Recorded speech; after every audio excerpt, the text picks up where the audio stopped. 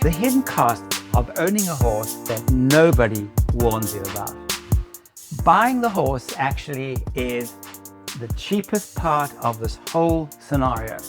Everybody talks about board, feed, training, but nobody talks about the hidden cost, the lifestyle cost, the emotional cost. You have small bills that never ever stop. You've got supplements that you need to get, farrier got to come once a month, dental, that happens every 6 months, vaccines, then you've got deworming, fly spray, saddle fittings, blankets need repair, and suddenly these small expenses become huge monthly habits. Then of course, you get into the one more thing syndrome, which I'm sure everybody here knows about it. Oh, you've got to try some ice boots, you want to try a new PEMF blanket.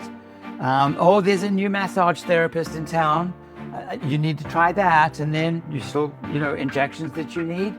You need fresh new saddle pads. You need, there's some new therapies out for joints and things like that. And then of course, the horse world runs on one sentence.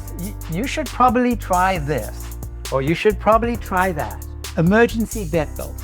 So you think your horse has got colic, or there's some eye injury, or it could be possibly a tendon injury. You need overnight care. Then you've got to do ultrasound. Oh, you need x-rays as well. And then of course there's emergency calls. You've got to get somebody in straight away after hours. Or there's transport, to get to the vet.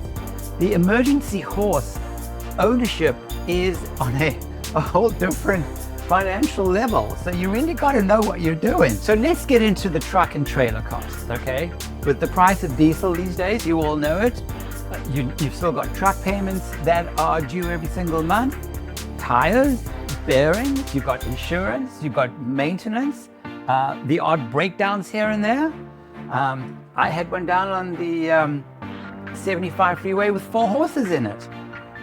So, the machine hauling the dream costs money too. Don't ever forget that. So let's look at the showing and networking. You've got hotels you've got to pay for, meals, entries, you've got membership, coaching, grading, hauling. You've got to tip people for doing a great job. You want to network, that costs time and money. You want to go to charity galas, you want to go to hotel meetings, you want to try and get involved socially as much as you can. So of course there are huge expectations of that. So the network quietly becomes pretty much a big part of the budget. Now let's look at the time factor. You're involved in weekends, holidays, evenings, lack of sleep, or vacations, or where there's a vacation. You're thinking about injuries, you're thinking about weather, you're thinking about schedules, you're thinking about bills, you're thinking about turnout, you're thinking about hauling, and this is always on the back of your mind. So time is the most expensive thing that we don't really realize. And of course, we have the emotional costs of everything. You have pressure.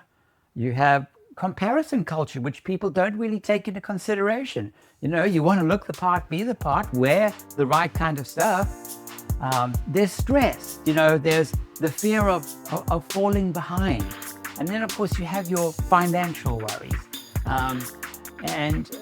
Being able to go to a horse show, being able to go to another event that you wanted to go. And, the heaviest thing that riders carry is not the saddle, it's the pressure.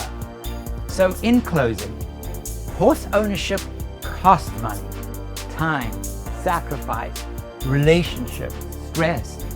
And somehow, despite all of it, we still love them anyway, and we'll do anything for our horses. So in next week's episode, we're going to be talking about the horse industry, because the horse industry is much bigger than you think.